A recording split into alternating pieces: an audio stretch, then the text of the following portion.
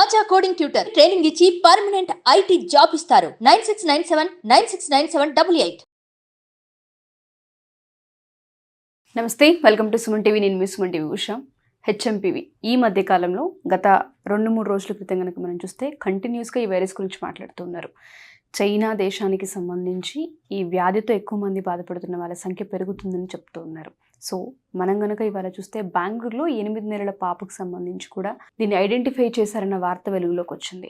So మనతో పాటు paediatrician Wajid Akram గారు ఉన్నారంటే దీని సిమ్టమ్స్ ఏంటి, ఏ విధంగా ఐడెంటిఫై చేయాలి, ఇది ప్రాణాంతకమా, ఎటువంటి సజెషన్స్ తీసుకోవాల్సిన అవసరం ఉందో ఆయన మాటలను విందాం.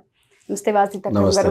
కోవిడ్-19 కరోనా నుంచి ఈ మధ్య కాలంలోనే జనాలంతా బయటపడి మళ్ళీ కొంచెం బిజినెస్ వైపు ఆర్థికంగా పుంజుకునే అవకాశాలు కనిపిస్తున్నాయి. అండ్ అప్పుడు చాలా మంది ప్రాణాలను కోల్పోయిన వాళ్ళు ఉన్నారు, ఆర్థిక నష్టాలను చూసిన వాళ్ళు ఉన్నారు. మళ్ళీ సడన్గా ఇప్పుడు హెచ్ఎంపీవీ అన్న వైరస్ చాలా ఎక్కువగా మనం వింటున్నాం. ఇది చిన్న పిల్లలకి, వృద్ధులకి ఎక్కువ ఎఫెక్ట్ అవుతుంది. సో యాజ్ ఏ పీడియాట్రిషియన్గా మీరు ఒకవేళ ఈ కేసెస్కి సంబంధించి మీరు కనుక స్టడీ చేస్తుంటే ఇది ఏ విధంగా దీని ఇంపాక్ట్ ఉండే అవకాశం ఉంటుంది అంటారు?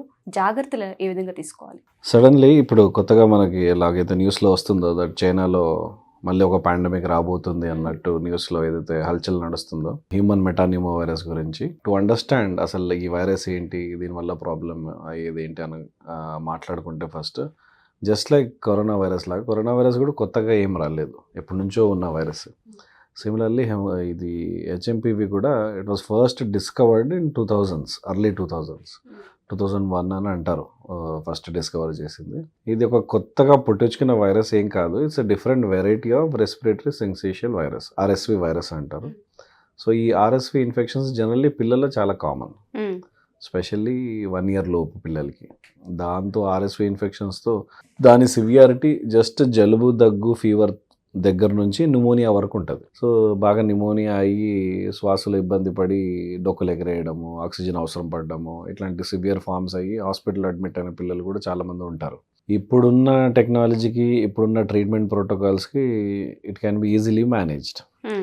సేమ్ అదే ప్రజాతికి చెందిన వైరసే కాబట్టి ట్రీట్మెంట్ లైన్ సేమ్, ప్రజెంటేషన్ కూడా సేమ్. జలుబు, దగ్గు, ఫీవర్తో స్టార్ట్ అయ్యి రేర్ కేసెస్లో బాగా ఇమ్యూనిటీ తక్కువ ఉన్న పిల్లలు, లేకపోతే తల్లిపాలు లేని పిల్లలు, లేకపోతే వృద్ధుల్లో ఎక్కువ ఇమ్యూనిటీ లేక షుగర్, బీపీతో సఫర్ అవుతున్నారు, ఒబేసిటీతో సఫర్ అవుతున్నారు, ఎవరికైతే ఇమ్యూనిటీ తక్కువ ఉందో, ఎవరైతే యాంటీ క్యాన్సర్ డ్రగ్స్ పైన ఉన్నారో, లివర్ ట్రాన్స్ప్లాంట్ అని, కిడ్నీ ట్రాన్స్ప్లాంట్ అని, ఇలాంటి మందులతో డైలీ బేసిస్లో ఉన్న పేషెంట్స్ డెఫినెట్లీ రిస్క్ ఫ్యాక్టర్. వాళ్ళు they might end up sowing pneumonia, శ్వాసలో ఇబ్బంది పడ్డము. సో ఈ spectrum of people definitely problem. In general the entire population కాదు. మనకి ఇప్పుడు కొత్తగా ఎందుకు అనిపిస్తుంది అంటే మెయిన్గా ఇది పాస్ట్ 4-5 yearsలో కోవిడ్-19 వల్ల మనకి ఏదైతే లైఫ్ స్టైల్ ఏదైతే అలవాటైందో పాస్ట్ 5 years, ఒక half decade, social isolation, masks, distancing, sanitiser, వీటి వల్ల ఏమైందంటే ఈ సిగ్నిఫికెంట్ 3-4 yearsలో మేము ప్రాక్టీస్ చేయడంలో కూడా మేము ఫీల్ అయిన చేంజ్ ఏంటంటే ఐసీయూ అడ్మిషన్స్ చాలా తగ్గాయి పిల్లల్లో. స్పెషల్లీ రెస్పిరేటరీ సిన్సిషియల్ వైరసెస్ ఏదైతే ఊపిరితిత్తులకు సంబంధించి అయ్యే వైరల్ ప్రాబ్లమ్స్ వల్ల బ్రాంక్యులైటిస్ అని 2 months నుంచి 2 years పిల్లలకి బాగా కామన్గా వస్తుంది. వెంటిలేటర్స్ పైన పెట్టడము, ఇట్లాంటి కేసెస్ ఈ గత హాఫ్ డికేడ్లో సిగ్నిఫికెంట్లీ తగ్గాయి.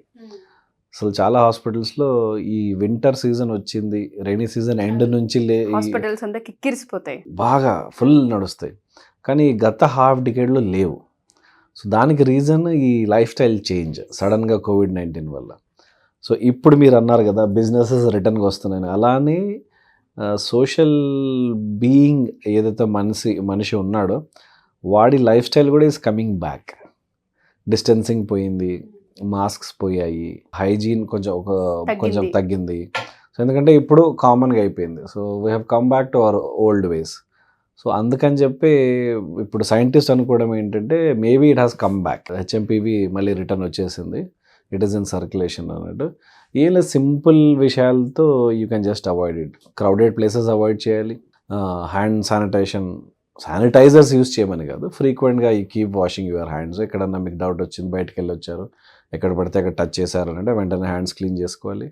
జలుబు దగ్గు ఉన్నోళ్ళు మాస్క్ యూజ్ చేయకపోయినా దయచేసి వాళ్ళు ఒకవేళ తుమ్ము వచ్చినా కానీ చేయి అడ్డం పెట్టుకొని, దగ్గు వచ్చినా కానీ చేయి అడ్డం పెట్టుకొని దగ్గితే చాలా మంచిది. ఇంకోటి ఎవరికన్నా సిక్ ఉంటే రెస్ట్ తీసుకోవడమో, లేకపోతే ఎవరైనా సిక్ వాళ్ళ ఇంటికి విజిట్ చేస్తున్నారంటే వాళ్ళకి అప్ ఫ్రంట్ చెప్పడము, మా ఇంట్లో పిల్లలు ఉన్నారు, వృద్ధులు ఉన్నారు, బయట అపాయింట్మెంట్ పెట్టుకోవడము, బయట కలవడము, ఇట్లాంటివి చిన్న చిన్న విషయాలు చేయడం వల్ల టోటలీ అవాయిడ్ చేయొచ్చు. అందుకే WHO ఇంకా దీన్ని ఏమి గ్లోబల్ ఇష్యూ లాగా ఏమి అనౌన్స్ చేయలేదు. ఎందుకంటే ఆల్రెడీ పాత టైంలో ఉన్న డిసీజే. దానికి కొత్తగా ప్రికాషన్స్ రిలీజ్ చేయాల్సిన అవసరం ఏం లేదు. ఆల్రెడీ ఉన్న ప్రికాషన్సే తీసుకోవాలి. డెఫినెట్గా నెంబర్ ఆఫ్ కేసెస్ చైనాలో పెరిగాయి. ఇంకోటి మనం బాగా గుర్తుపెట్టుకోవాల్సింది ఏంటంటే, ఒకటి రియలైజ్ అవ్వాల్సిన విషయం ఏంటంటే, చైనా ఇంత త్వరగా ఐడెంటిఫై చేసి చెప్తుంది అని అంటే వాళ్ళ దగ్గర డయాగ్నోస్టిక్ చేసే టెక్నాలజీ వాళ్ళ దగ్గర ఉంది. వెంటనే స్వాబ్ తీసేసి మెషిన్స్లో పెట్టేసి ఆ వైరస్ని ఐసోలేట్ చేసి చెప్పగలుగుతున్నారు అని అంటే it is because China can do it. China is capable of doing it. వెంటనే కనుక్కోవడం. ఇటువంటి రోగాలు if they come to India first, ఒక సిగ్నిఫికెంట్ అమౌంట్ ఆఫ్ డ్యామేజ్ అయ్యాకే తెలుస్తుంది. Because the problems that the country is facing as such, మన governments కూడా మనకి health సెక్టర్లో అంత అసలు ఇన్వెస్టే చేయదు. ఎప్పుడు చూసినా వాళ్ళకి ఏదో ఒక ప్లాన్లో ఆ డబ్బులు ఇద్దాం, ఈ డబ్బులు ఇద్దాం అనే ఉంటారే కానీ హెల్త్ సెక్టర్ ఇంప్రూవ్ చేద్దాం అనే స్కోప్ మనకి చాలా తక్కువ ఉంది. కాబట్టి ఇట్లాంటి రోగాలు ఫస్ట్ ఇండియాకి రాకూడదని మనం ప్రార్థించుకోవాలి. చైనాకు వచ్చినంత మాత్రాన మనం భయపడాల్సిన అవసరం లేదు. ఇంకా నయం, వాళ్ళకి మొన్న వింటర్లోనే బయటపడ్డా కానీ అంత త్వరగా వాళ్ళు అనౌన్స్ చేశారనంటే it is only because they can diagnose. వాళ్ళకి దే హ్యావ్ అంత స్కోప్ ఉంది. వాళ్ళు రాత్రికి రాత్రే హాస్పిటల్ కూడా కట్టగలరు. అంత టెక్నాలజీ, అంత విల్ పవర్ డెఫినెట్లీ ఉంది. అంటే వాళ్ళు మనకన్నా బెటర్ అని అనట్లేదు, గవర్నమెంట్ అంత ఎఫిషియెంట్ ఉంది అక్కడ.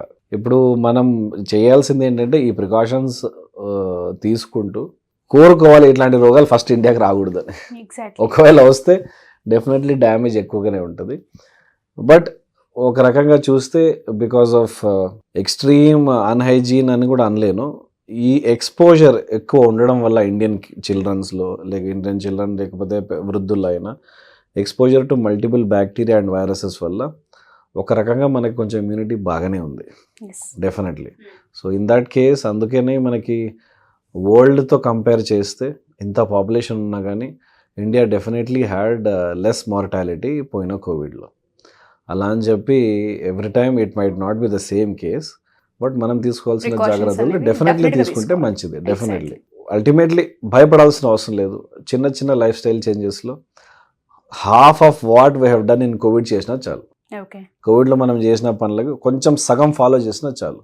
డెఫినెట్లీ ఎవరికి ఏమి ఇబ్బంది ఉండదు.